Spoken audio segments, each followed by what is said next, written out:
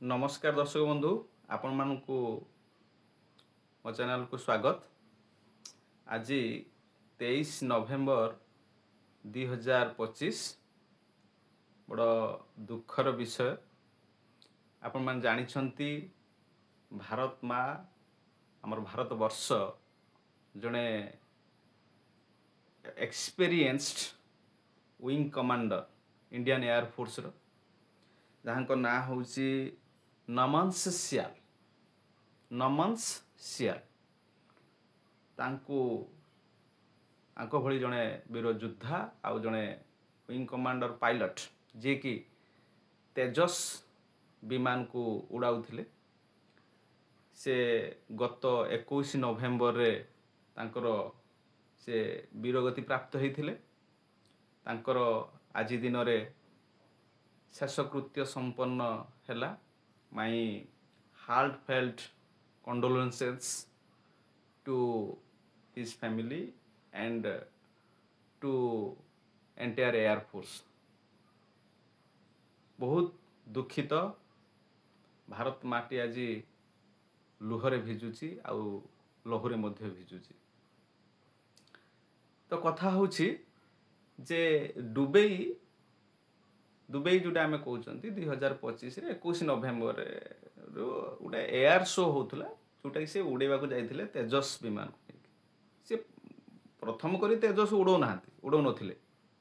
ता पूर्व से सुखोई MKI उड़ैचंती, मिग उड़ैचंती, मिग विमान जोटा उड़ैचंती 2009 मसीहा डिसेम्बर से कमिशन होते सेबेठू से इंडियन एयर फोर्स रे ट्रेनिंग नहीं कि 2025 होगला। ता माने पाखापाखी 15-16 वर्षर तांकर एक्सपीरियंस अच्छी पायलटिंग रे विमान युद्ध विमान उड़ेवा तांकर अभ्यास।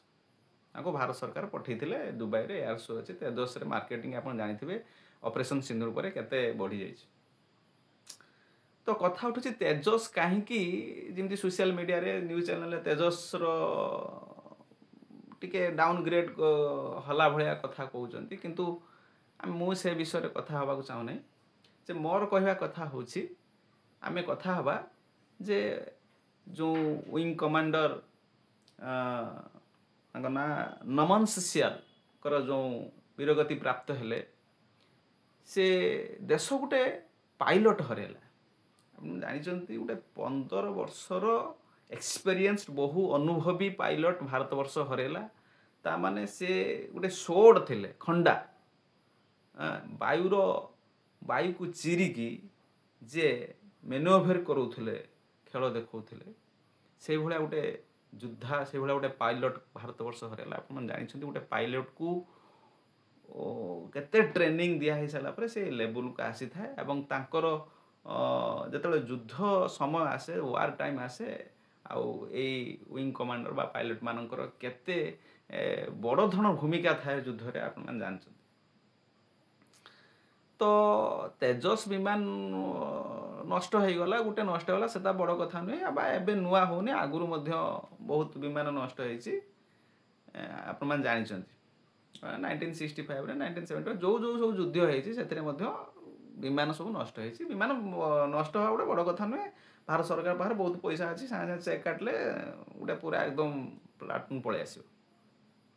किंतु बड़ कथा होची कोन ना आमे गोटे विंग कमांडर को हरै देले। जो घड़ी संधि मुहूर्त वर्तमान भारत वर्ष चलीची सेही घड़ी संधि मुहूर्त रे आमे जने दक्ष पायलट को आमे हरै देले। सेटा होची बड़ कथा। तो कथा होची जे तांको जन्म होची से जगह ना होची पाटियल काद कांगरा डिस्ट्रिक्ट हिमाचल प्रदेश। पाटियल काद कांगरा डिस्ट्रिक्ट हिमाचल प्रदेश रे जन्म करथिले जन्म ग्रहण करथिले। जे से तेजस जो उड़ौथिले से तेजस विषय में कोई रखु जे जो हमर हिंदुस्तान एरोनॉटिक लिमिटेड अछि हॉल अछि से हॉल द्वारा प्रस्तुत गोटे light combat airport LCA 4.5 generation गोटे फ्लाइट विमान ताकू से उड़ौथिले। बहुत दक्षतार सहित बहुत से ये कर युद्धर से बहुत ତାଙ୍କର ଦକ୍ଷତା ପ୍ରତିପାଦନ କରିଥିଲେ। ତ କଥା ହେଉଛି ଯେ ଏବେ ଆମେ ଯେ ଭାରତବର୍ଷ ଏବେ କ'ଣ ସମୟ ଆସିଯାଇଛି ଆପଣମାନଙ୍କୁ ମୁଁ ମୋର ପ୍ରଶ୍ନ ଗୋଟେ ରଖିବି ଆପଣଙ୍କ ଆଗରେ ଯେ ଯେଉଁ ହଲ୍ ଭଳିଆ ଇନଷ୍ଟିଚ୍ୟୁଟ୍ ହେଇଗଲା ଯେ ସେମାନଙ୍କୁ କ'ଣ ପ୍ରାଇଭେଟ୍ କରେଇଦେବା ଉଚିତ କି ଆପଣଙ୍କୁ କ'ଣ ଲାଗୁଛି? ପ୍ରାଇଭେଟାଇଜେସନ୍ ହଲ୍ର ଆବଶ୍ୟକତା ଅଛି କି? କାରଣ ଆପଣ ଜାଣିଛନ୍ତି ଆମେରିକା ଭଳିଆ କଣ୍ଟ୍ରିରେ ଯେତେବେଳେ ଲକିନ୍ ମାର୍ଟିନ୍ କଥା କହୁଛନ୍ତି, ଲକିନ୍ ମାର୍ଟିନ୍ ଯେଉଁ କହୁଛନ୍ତି ସବୁଠୁ ବଡ଼ ପ୍ରାଇଭେଟ୍ ସଂସ୍ଥା, ସେମାନେ ବହୁତ ଆଡ଼ଭାନ୍ସ ଟେକ୍ନୋଲୋଜିରେ ବନାଉଛନ୍ତି। କିନ୍ତୁ ଆମେ ଯଦି ସେଇଭଳିଆ ଭାରତ ସରକାର ଯଦି ସେଇଭଳିଆ ପଦକ୍ଷେପ ନିଅନ୍ତି, ତ ଆମର ବହୁତ ବଡ଼ ବଡ଼ କମ୍ପାନୀ ଅଛନ୍ତି, ଟାଟା ଅଛି, L&T ଅଛି, ବହୁତ ଗୁଡ଼ିଏ ବଡ଼ ବଡ଼ କମ୍ପାନୀ ଅଛନ୍ତି। ଯଦି ସେମାନେ ଇଣ୍ଟରେଷ୍ଟ ନିଅନ୍ତେ ବା ସେମାନେ କିଛି ପାର୍ଟ ଯଦି ଡିସଇନଭେଷ୍ଟ କରିକି ସରକାର ଯଦି ପ୍ରାଇଭେଟାଇଜେସନ୍ କରିଦିଅନ୍ତେ, ମୁଁ ଭାବୁଛି ଯେ ଲକିନ୍ ମାର୍ଟିନ୍ ଭଳିଆ ବା ବୋଇଂ ଏୟାର ଇଣ୍ଡିଆ ଆମର ଯେମିତି ଅଛି, ତାଙ୍କର ସବୁ ବୋଇଂ ଅଛି ଆମେରିକାରେ, ସେମିତି ସେଇଭଳିଆ କମ୍ପାନୀ ଯଦି ସେମାନେ ମାନେ ଟିକେ କ୍ଲୋଜ୍କୁ ନିଅନ୍ତେ, ସେମାନେ ମଧ୍ୟ କ'ଣ କରନ୍ତି ନା ପାଖରେ ପର୍ଯ୍ୟାପ୍ତ ପଇସା ଅଛି ଆଉ ସେମାନଙ୍କର ଯେଉଁ ହାତ ଖୋଲା ହେଇଗଲେ ସେମାନେ ବଡ଼ ବଡ଼ ଇଞ୍ଜିନିୟରମାନଙ୍କୁ ଏଇ କ୍ଷେତ୍ରରେ ଡାକିକି ତାଙ୍କୁ ଠିକ୍ ଭାବରେ ପେଡ୍ କରିକି ପୁରା ଏକଦମ ପଚାରେ କେତେ ଟଙ୍କା ତୁମେ ନେବ, ଆସ କାମ କରିବେ। ଏଇ କାମ କେବଳ ପ୍ରାଇଭେଟ୍ ବାଲା ହିଁ କରିପାରନ୍ତି, ପ୍ରାଇଭେଟାଇଜେସନ୍ ହେଲେ କାମ କରିବେ। ଆଉ ଯେମିତିକି ଆମର ଆପଣ ଜାଣିଥିବେ AK-47 ତା ଦେହର ଯେଉଁ ଯାଇକି AK-203 ଯେଉଁ ରାଇଫଲ୍ ଆମର ବାହାରୁଛି, ସେ ରାଇଫଲ୍କୁ କେଉଁମାନେ ସେଟାକୁ ଡେଭଲପ୍ କରେଇଛନ୍ତି ଗୋଟେ ମଡ଼ର୍ଣ୍ଣ ଆର୍ଟିଲେରୀ ଭାବରେ। ତ ଯେଉଁମାନେ ମେଜର ଜେନେରାଲ୍ ଥିଲେ ମିଲିଟାରୀରେ, ସେଇମାନଙ୍କୁ ଦିଆହେଇଛି ସେଇ କାମ ଯେ ସେମାନେ ଆକ୍ଚୁଆଲି ୟୁଜ୍ କରୁଛନ୍ତି, କ'ଣ ଅସୁବିଧା କ'ଣ ସୁବିଧା ସେମାନେ ଜାଣିଛନ୍ତି, ସେଇ ହିସାବରେ ସେମାନେ ଗନ୍କୁ ମଡ଼ିଫାଏ କରିଲେ ଆଉ ଗୋଟେ ବଢ଼ିଆ ଆର୍ଟିଲେରୀ ଗନ୍ ତିଆରି କରୁଛନ୍ତି AK-203। ସେଇଭଳିଆ ଗୋଟେ ଛୋଟିଆ ଏକ୍ଜାମ୍ପଲ୍ ଥିଲା। ସେଇଭଳିଆ ଯଦି ଆଜି ବର୍ତ୍ତମାନ ଆମେ ଇଞ୍ଜିନ୍ ଗୋଟେ ଫାଇଟର ଜେଟ୍ ହଉ, ତାର ଗୋଟେ ଇଞ୍ଜିନ୍ ଆମେ ବନେଇ ପାରୁନାହାନ୍ତି। ଇଞ୍ଜିନ୍ ଆମକୁ କାବେରୀ ଇଞ୍ଜିନ୍ ଯଦିଓ ଆମର ଚାଲିଛି, ରିସର୍ଚ୍ଚ ଚାଲିଛି, ମଝିରେ ବନ୍ଦ ହେଇ ପଡ଼ିଥିଲା, ପୁଣି ଚାଲିଛି। କିନ୍ତୁ ଜେଟ୍ ବନା ହେଉଛି, କିନ୍ତୁ ଜେଟ୍କୁ ଉଡ଼ିବା ପାଇଁ ଯେଉଁ ଥ୍ରଷ୍ଟ ଦରକାର, ଯେଉଁ ଇଞ୍ଜିନ୍ ଦରକାର, ସେ ଇଞ୍ଜିନ୍ ଆମ ପାଖରେ ନାହିଁ। ଆମକୁ ଜେନେରାଲ୍ ମୋଟର୍ସ ଆମେରିକାରୁ ମଗେଇବାକୁ ପଡ଼ୁଛି। ସେମାନେ ଆମକୁ ଦୁନିଆ ନାଟକ ବାଜି ଜାଣିଛନ୍ତି ଆମେରିକାର, ସେଇ ଟାଇମ୍ରେ ସେମାନେ ଦିଅନ୍ତିନି। ସେ ଆମ ମାନୁଫ୍ୟାକ୍ଚର ଡିଲେ ହେଇଯାଇଛି, ପ୍ରୋସେସିଂ ଡିଲେ ହେଇଯାଇଛି, ଦେଇପାରିବୁନି, ଆମେ ଅମୁକ ତାରିଖ ଦିନ ଦେବୁ, ଏମିତି ଚାଲିଛି ନାଟକ।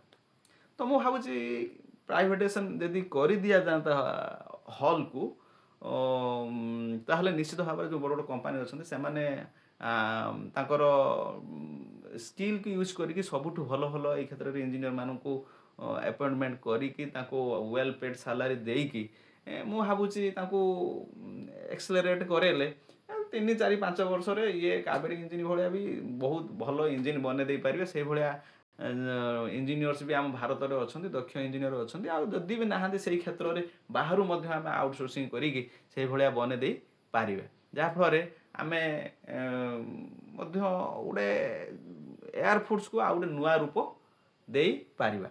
ନା ଆପଣ କ'ଣ ଭାବୁଛନ୍ତି? ଆପଣଙ୍କର ସୁଚିନ୍ତିତ ମତାମତ ଦେଇ ଜଣେଇବେ। ଧନ୍ୟବାଦ, ରହୁଛି, ନମସ୍କାର।